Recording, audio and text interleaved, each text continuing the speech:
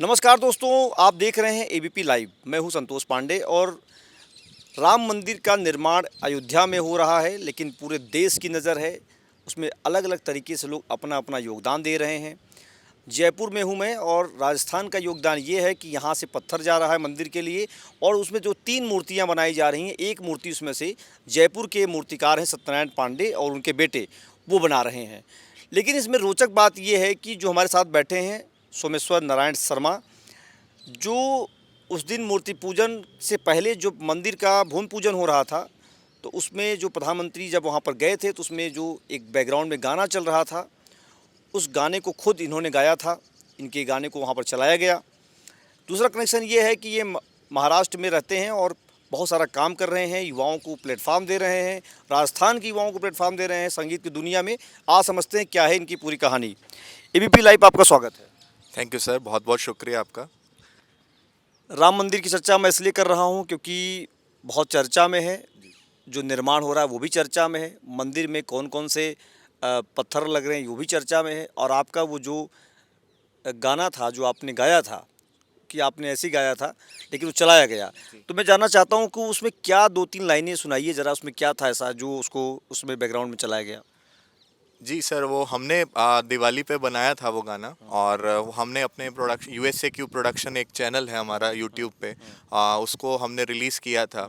और काफ़ी उस टाइम हमें 20-30 हज़ार व्यूज़ मिले थे, लेकिन हमें लगा नहीं था कि वो हमारा गाना आपने मंदिर भूमि पूजन से पहले गा दिया था? बिल्कुल बिल्कुल उससे पहले हो गया था हमारा रिलीज़। और जिस दिन हमारा गाना रिलीज़ हुआ उसी दिन भूमि पूजन वगैरह भी हुआ था। और हम लोगों को लगा नहीं था कि ये भजन हमारा चलेगा, क्योंकि हमारा भजन था अवध में आज दिवाली है। तो हमारा कुछ इस टाइप से लिरिक्स थे उसके कि प्रभु की सवारी आज अवध में पधारी, दीप जलाओ और करो रे तैयारी, दीप जलाओ और करो रे तैयारी, महल दु महलों से झांके नर नारी, सिए संग आए मेरे अवध बिहारी।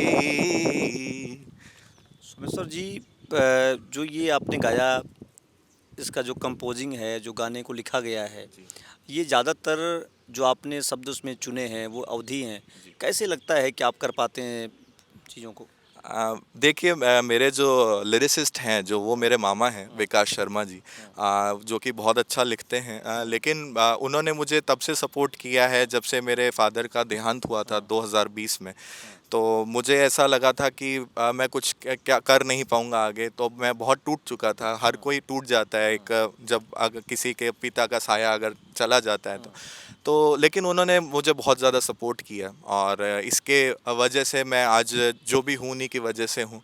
उनके आशीर्वाद से हूँ। पिताजी का आशीर्वाद है, माताजी का आशीर्वाद है और बुज़ुर्गों का आशीर्वाद है। और मुझे लगता है कि जो धार्मिक गाने हैं वो आजकल जो मीनिंगफुल कंटेंट है वो कोई दे नहीं पाता है। तो हमें लगा था कि अगर हम इस टाइप के कंटेंट अगर लोगों के सामने प्रेजेंट करेंगे तो हो सकता है हमें आगे आगे लोग भी पसंद करेंगे। तो हमें लोगों ने पसंद करना स्टार्ट किया है और हम लोग अभी इसी प्रक्रिया को आगे बढ़ा रहे हैं। और राजस्थान के युवा जो पीढ़ी है उसको हम आगे बढ़ा रहे हैं। आप युवा पीढ़ी को आगे बढ़ा रहे हैं। आपने रामायण की चौपाइयाँ भी गाई। आप अलग अलग तरीके के गाना गाते हैं, जो ट्रेंड में है उस पे भी गाना गाते हैं। मुंबई में आप काम कर रहे हैं और रहने वाला बीकानेर के हैं। आपने कहा कि आप वहाँ पर बहुत सारा संघर्ष होता है। एक जो यहाँ से जाता है बॉलीवुड की दुनिया में, चाहे जिस भी काम के लिए जाता है, चाहे वो एक्टर बनना चाह रहा हो, जो भी बनना चाह रहा हो, क्या कहानी थी? आपने मुझे बताया कि आपने एमबीए भी किया और फिर वहाँ से आपकी गाड़ी टर्न होती है, फिर आप बॉलीवुड की तरफ जाते हैं। ये जो पूरा एक घनचक्कर चल रहा है, क्या है पूरी कहानी? सर, होता क्या है कि हर कोई एक ड्रीम लेके चलता है कि हाँ कुछ बनूंगा। तो मैं 2012 में वॉइस ऑफ महाराष्ट्र जब बना था तो मैं उस टाइम 21 साल का था और इंडियन आइडल 6 में मैं कंटेस्टेंट भी था। लेकिन उस टाइम मुझे कुछ आइडिया नहीं था कि आगे हमें कैसे चलना है, क्या प्रक्रिया रहेगी, क्या किस टाइप से है।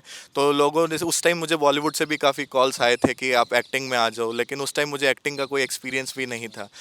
मेरे गुरु रहे हैं जयरूप जीवन जी, और जिन्होंने मुझे पूरा थिएटर में भी पूरे जो नवरस होते हैं वो कराए, उसका जो पूरा एक थिएटर की जो एक्टिंग का जो पार्ट होता है वो भी हमने पूरा किया।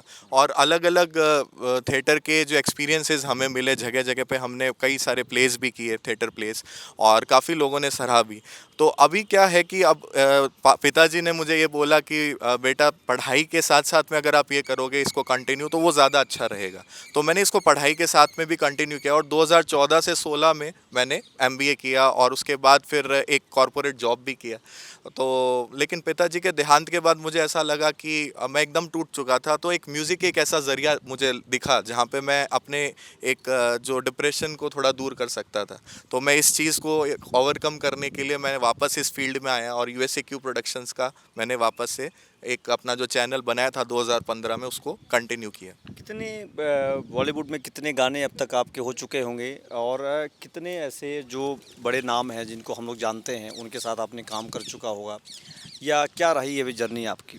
जी सर, मेरा अभी तक 3 बॉलीवुड एक्सपीरियंस रहा है। जय माँ शाकंभरी एक मूवी आई थी और एक हमारे साथ में जेड प्लस मूवी आई थी 2014 में, वो भी हमने किया, जो चंद्र प्रकाश द्विवेदी जी हैं उन्होंने डायरेक्ट किया था।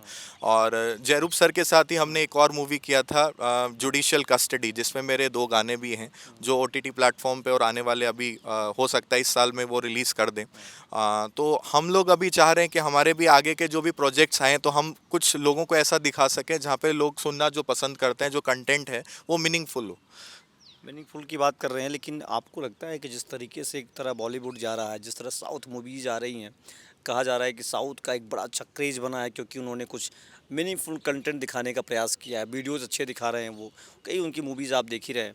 तो ऐसे में राजस्थान से जाकर के महाराष्ट्र में काम करना, फिर राजस्थान की युवाओं को आगे लाना, क्या प्लानिंग है, किस तरीके से काम कर रहे हैं आप? सर हम कोशिश ये कर रहे हैं कि अभी एक हम एकेडमी की भी एक प्लानिंग कर रहे हैं जहाँ पे जो युवा हैं, जो कच्ची बस्ती हैं, वहाँ पे जा जा के हम लोग लोगों से मिलते हैं, बच्चों से मिलते हैं और उन बच्चों से हम लोग पूछते हैं कि उनमें क्या क्या टैलेंट है। हम कोशिश करते हैं कि ऐसे ऐसे मैंने कई आर्टिस्ट को देखा है जो बेचारे आगे पहुँच ही नहीं पाते हैं, स्टेज ही उनको मिल नहीं पाता है, उनको पता ही नहीं कि क्या करना है, कैसे आगे बढ़ना है। रील्स बनाते हैं, कई बहुत कोशिश करते हैं कि आगे आएँ किसी भी तरह से, लेकिन उनको एक मंच नहीं मिल पाता है। तो वो हम एक तरह से मंच उनको प्रदान कर रहे हैं जिससे एक युवा पीढ़ी हम आगे लेकर आ सकें। तो यूएसए क्यू प्रोडक्शन इसी दौर पे हम लोग आगे कुछ गाने बना रहे हैं जिसमें हमारे हरियाणवी गाने भी हैं। हम एक बॉलीवुड मूवी भी बनाएंगे जल्दी, बहुत जल्द में।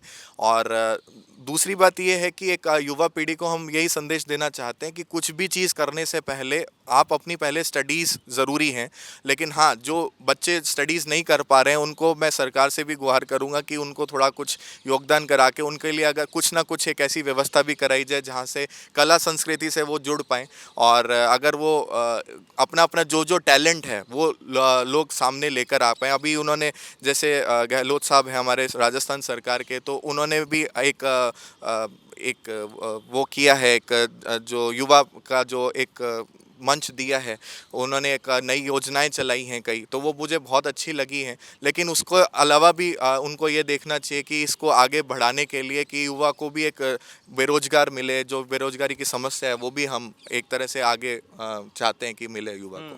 तो आप चाहते हैं कि रोज़गार मिले, बेरोज़गारी दूर हो। दूसरी बात, मैं आपसे जानना चाहता हूँ कि जिस तरीके से राजस्थान में काम हो रहा है, आप गा रहे हैं, आपका फ़ेवरेट गाना क्या है? अभी तक जो आपने गाया है, उसमें से बेहतर क्या रहा, जो लगा नहीं यार ये गाना जो है ना मेरे को हिट कर दिया है? सर अगर अभी की बात करें तो एक कई गाने चल रहे हैं, लेकिन अभी के गाने मुझे ऐसा नहीं है कि सारे गाने सब आर्टिस्ट अच्छे हैं क्या, क्योंकि हर अपने आप में कलाकार होते हैं और कलाकार का काम ही है कि कला दिखाना, कला प्रदर्शित करना सभी के सामने जो लोगों को पसंद आए, और लोग पसंद भी करते हैं। अभी हम राजस्थान की धरती के लिए समर्पित हैं, तो हम राजस्थान के गानों के आगे एक मांड कला जो है उसको हम लेकर आ रहे हैं। जो हमारे फोक गाने जो होते हैं उनको हम लोगों को प्रेजेंट कर पाएँ, ताकि लोगों को एक मांड की कला और जो मांड का जो एक खोया हुआ जो अनुरूप है वो पता लग सके, हम आगे लेकर आ सकें। दर्शकों के लिए अगर कुछ हो आपके पास सुनाने के लिए पिटारे में तो? जी, मेरा एक गाना है जो हम मॉडिफाई करके बनाना चाहते हैं। एक मांड का ही गाना है जो रंगीलो राजस्थान को हमने मिक्सचर करके बनाया है। तो उसके कुछ बोल ऐसे हैं। केसरिया बालम आवो नी पधारो म्हारे देश रे, पधारो म्हारे देश। भूरी भूरी रेत काजी टीबा अंत ना पार, भूरी भूरी रेत काजी टीबा अंत ना पार। बरस्या पाछे मेवड़ो जी देखण जोगी बहार, माने प्यारो लागे जी म्हारो कामण गारो देश, माने प्यारो लागे जी।